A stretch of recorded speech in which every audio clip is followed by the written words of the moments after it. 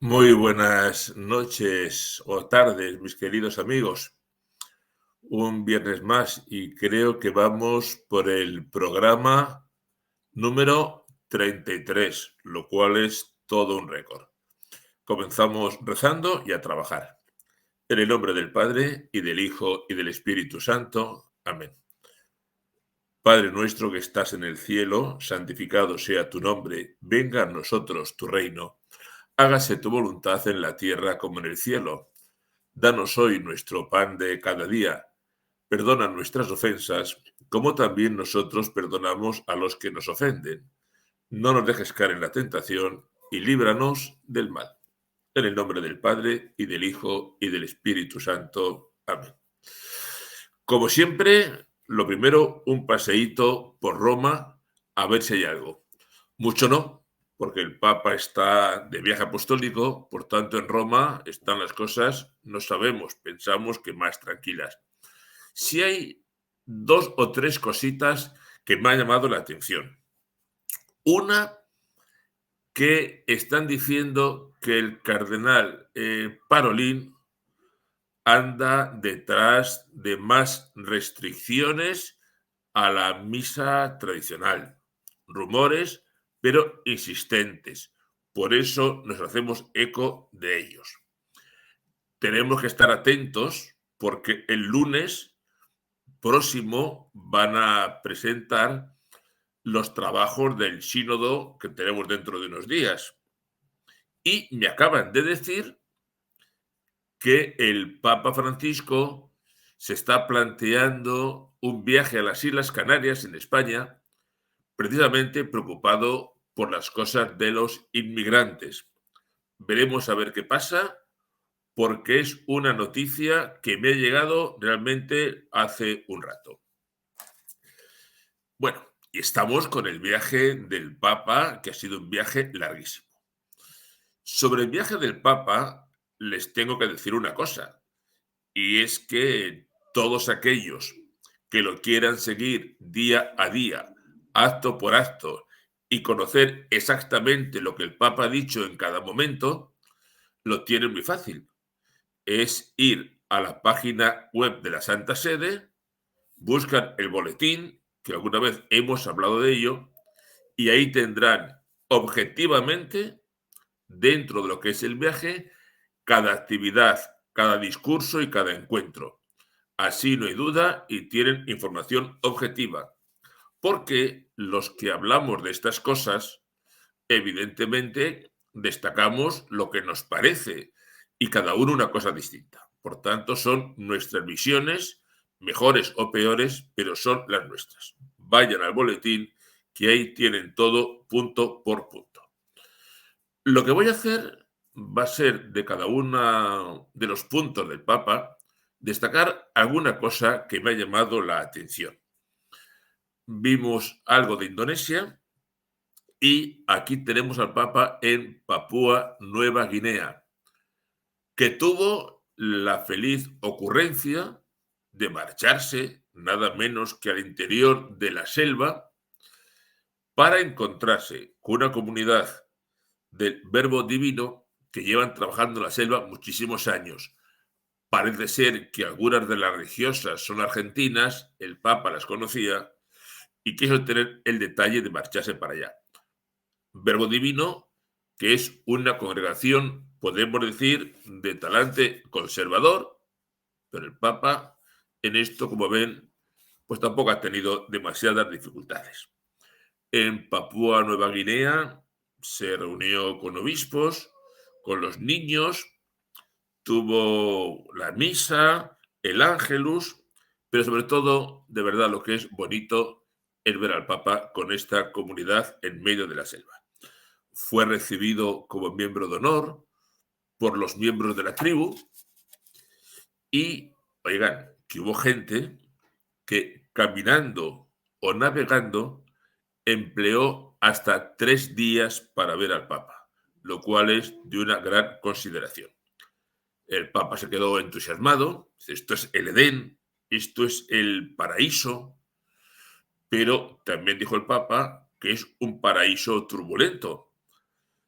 Pidió, de hecho, superar divisiones personales y familiares y tribales. Las tribus tienen sus complicaciones y pidió expulsar del corazón de las personas el miedo, la superstición y la magia.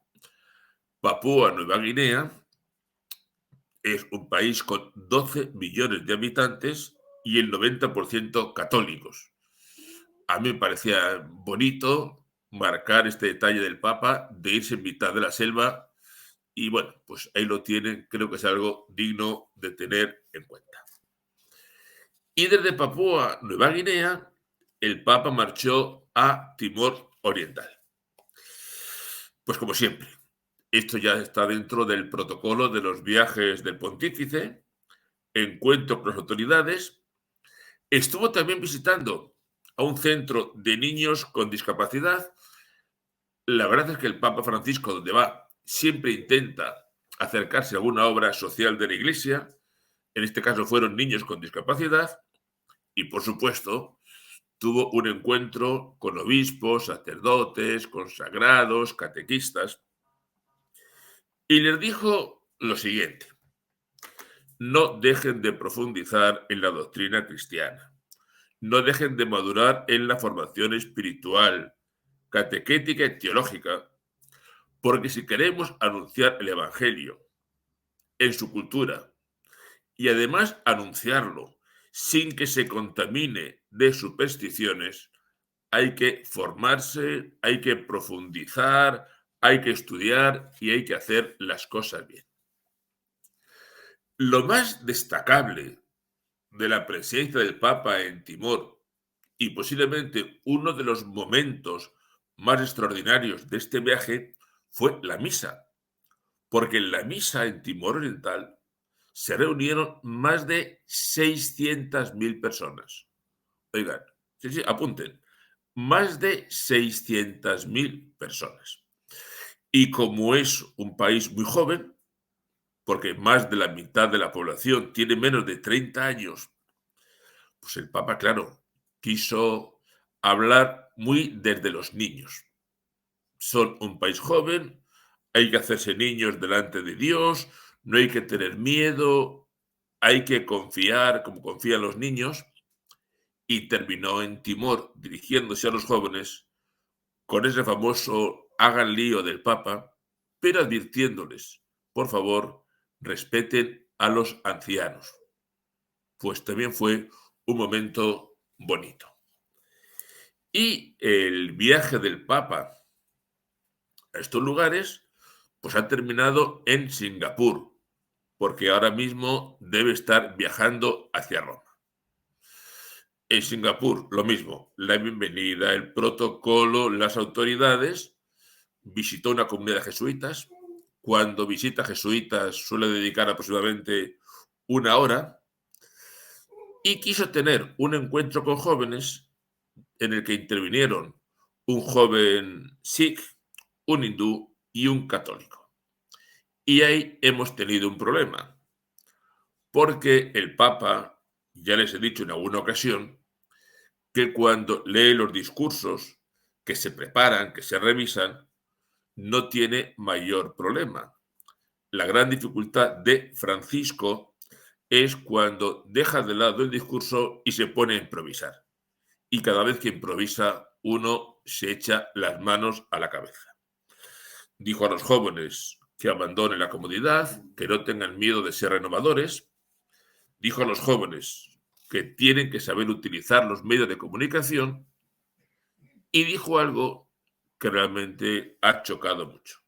Miren, aquí hay religiones distintas en Singapur y ustedes no pueden andar en esa dinámica de que si mi religión es más importante que la tuya, que si la mía es verdadera, que la tuya no es verdadera, para terminar diciendo: todas las religiones son un camino para llegar a Dios.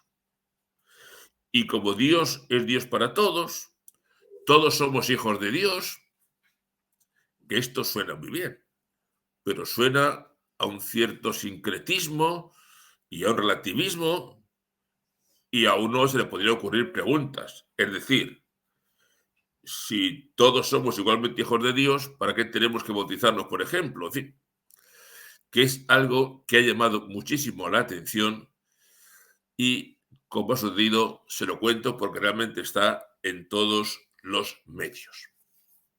Bueno, nos vamos a volver a Roma, porque tiene al cardenal Prevost. ¿Quién es el cardenal Prevost? Es agustino, fue general de los agustinos, obispo de Chiclayo en Perú, y del obispo de Chiclayo, el Papa se lo llevó para Roma, donde ahora es prefecto del dicasterio de los obispos. Oigan, esto es muy importante porque de ahí salen los obispos. Y según cómo salgan los obispos, pues así serán las diócesis y así serán las iglesias. ¿Y por qué traigo aquí al cardenal Prevost? Pues miren por dónde. Porque se han hecho notorias unas acusaciones según las cuales el cardenal Prevost, en sus tiempos de obispo de Chiclayo, habría sido encubridor de casos de abusos. Vamos a ver esto qué es. Los mandamientos se supone que los tenemos que cumplir todos, pero yo comprendo que el hecho de que un sacerdote no los cumpla, pues llama más la atención. Y de todos los mandamientos, pues cuando son fracturas del sexto mandamiento, llama más la atención. Y ya cuando hablamos de abusos, la cosa es muy seria. Y por desgracia, en la iglesia se dan los abusos a menores o abusos por cargo de autoridad.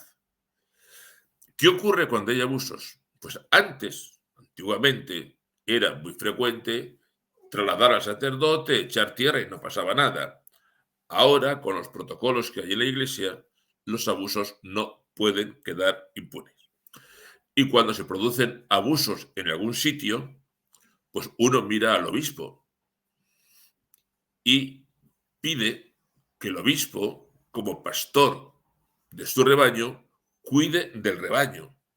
Pero claro, si el obispo no cuida del rebaño, entonces el rebaño se siente muy indefenso, siente incluso que le pueden estar tomando el pelo. No sabemos si las acusaciones contra el cardenal Prevost son auténticas o no.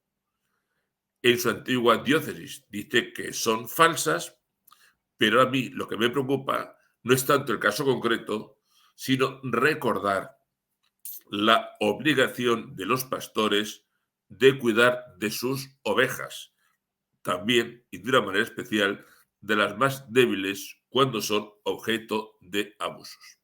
Por cierto, hablando de abusos, ayer hemos conocido que el Papa ha aceptado la renuncia de un obispo alemán que había sido acusado de abusos hace 2 años y que ha presentado la renuncia supuestamente por problemas de salud. Ustedes saben, si no se lo cuento yo, que en la iglesia difícilmente se quitan del medio por las buenas a un obispo. Cuando un obispo incordia, no es fiel, no lo hace bien, digamos que en el Vaticano le hacen una oferta que no podrá rechazar.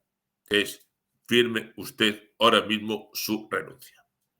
Y el Vaticano lo único que nos dice es: el Santo Padre ha aceptado la renuncia antes de la edad reglamentaria de tal obispo.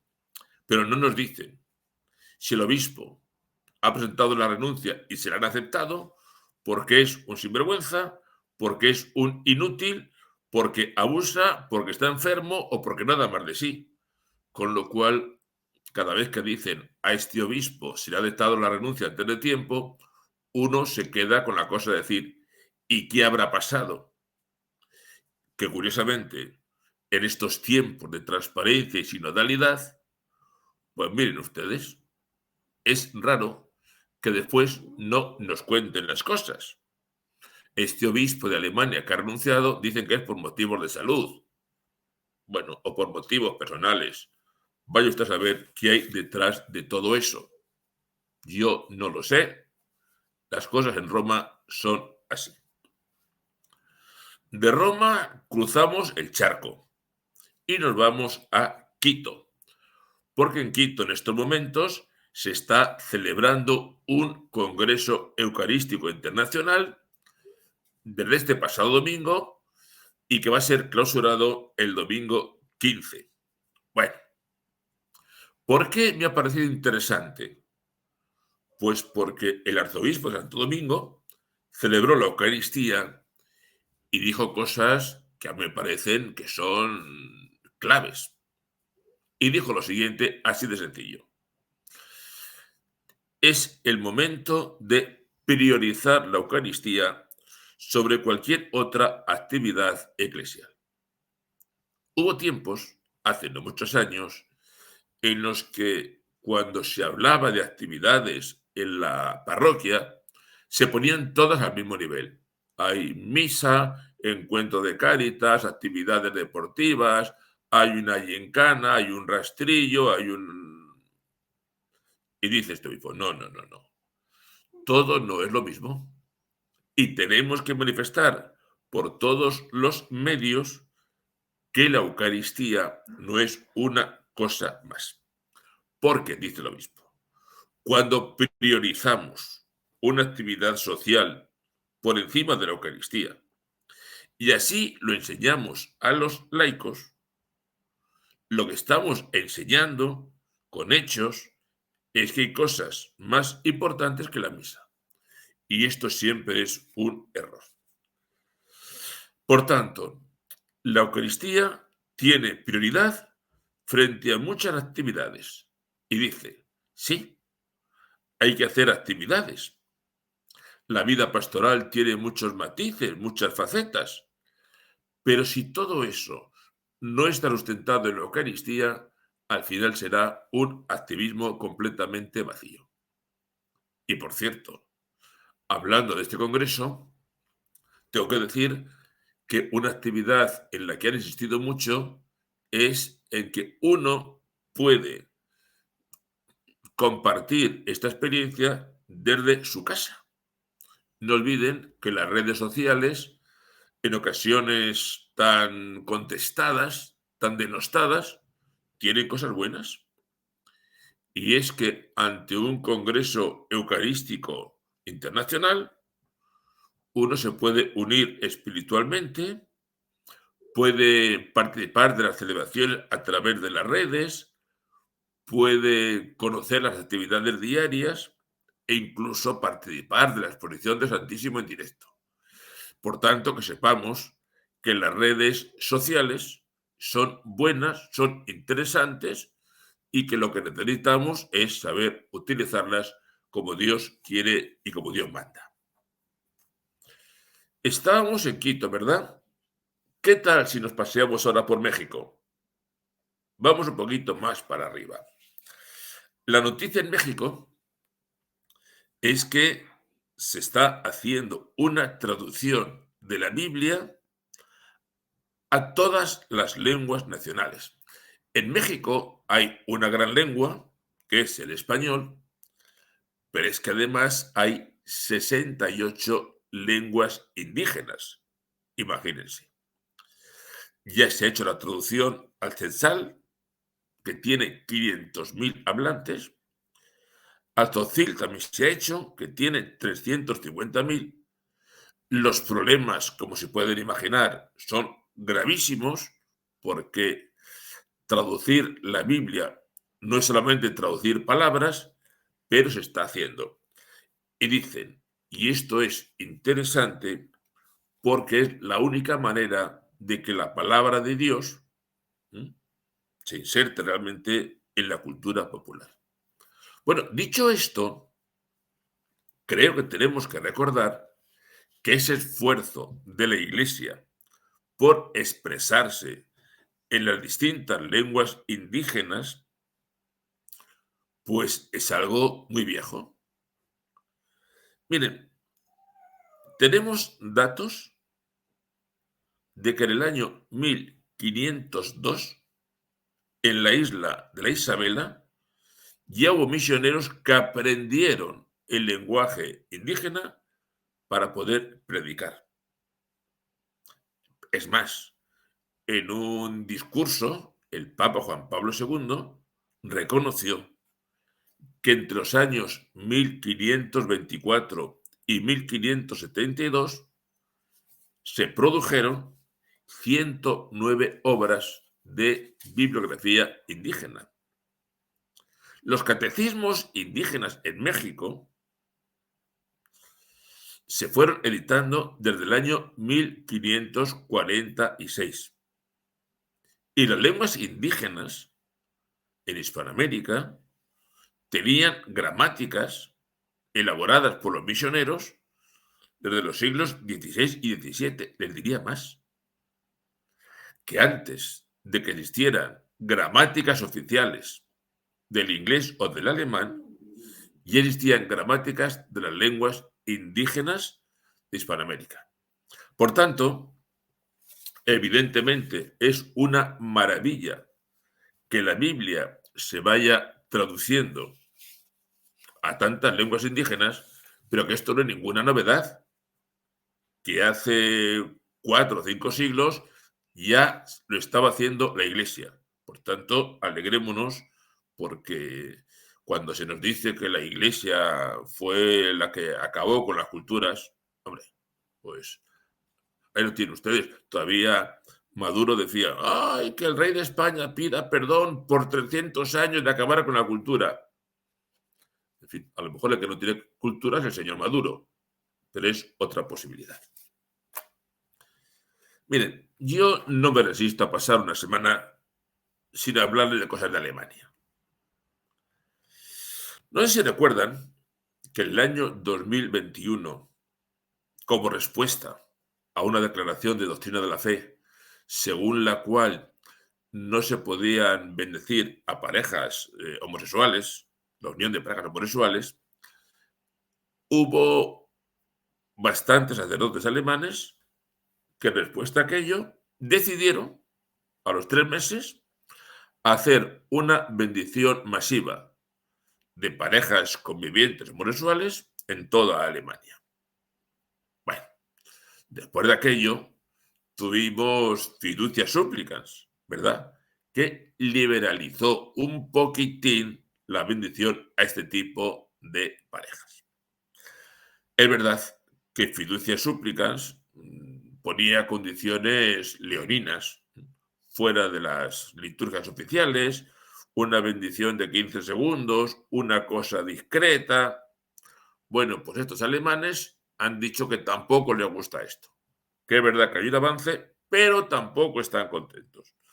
Así que han convocado para el 1 de octubre, creo que es, una bendición masiva en la ciudad de Colonia. Pero no en la iglesia, no, no, no, no. En la calle. Un nuevo desafío. Y no nos damos cuenta de una cuestión. Las parejas gays no quieren una bendición. Quieren casarse por la iglesia, por todo lo alto, con todo el boate y con todas las cosas. Y lo poquito que la iglesia les concede, que es esa bendición medio de sobaquillo de 5 segundos, pues tampoco quieren. El caso es que hemos llegado a un momento en el que la iglesia más tradicional dice que estas bendiciones son imposibles, es decir, están cabreando, perdón por el palabra, a los de dentro, pero tampoco está contentando a los de fuera. Entonces, ¿qué estamos consiguiendo? Ni vale para adentro ni vale para afuera. Los alemanes tan felices en la plaza pública, bendiciendo públicamente con todo tipo de lujo de detalles. Y uno se hace la pregunta de siempre. ¿Y no pasa nada?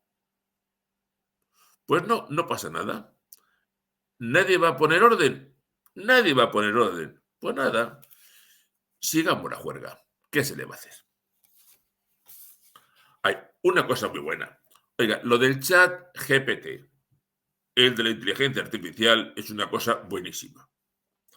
Pues miren, hay un sacerdote español de Madrid, Pachi Bronchalo, muy activo en redes sociales, que tuvo una ocurrencia curiosa, que fue en el chat este de inteligencia artificial, lanzó una pregunta y dijo, oye, si tú fueras Satanás, ¿qué harías para que las personas perdiesen la fe?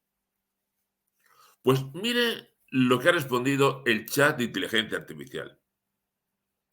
Primero, fomentar el individualismo, para que no haya comunidades, ni haya asociaciones, ni haya iglesias. Después, pondría ante la gente los sufrimientos del mundo y la desesperanza, para que dejen de confiar en un Dios que no remedia los males humanos. Animaría a la gente, dice el diablo, supuestamente, a vivir en la superficialidad, que no tengan tiempo de pensar en cosas serias, que vivan en la superficie de las cosas. Impondría, supuestamente dice el diablo, el relativismo moral. No sabemos qué es bueno, no sabemos qué es malo. La ciencia como única fuente de conocimiento. Me preocuparía de extender la idea de que todas las instituciones religiosas están llenas de inmoralidades y de barbaridades. Y por último, insertaría todo lo que sea división y conflicto. Con esto la gente pierde la fe. Pues oigan, yo creo que muy bien, que de cosas muy sensatas. Es verdad, con todo esto se pierde la fe. Lo diga el demonio o lo diga quien lo diga. Oiga, voy corriendo porque me tengo que venir a España al Valle de los Caídos. ¿Qué es esto del Valle de los Caídos?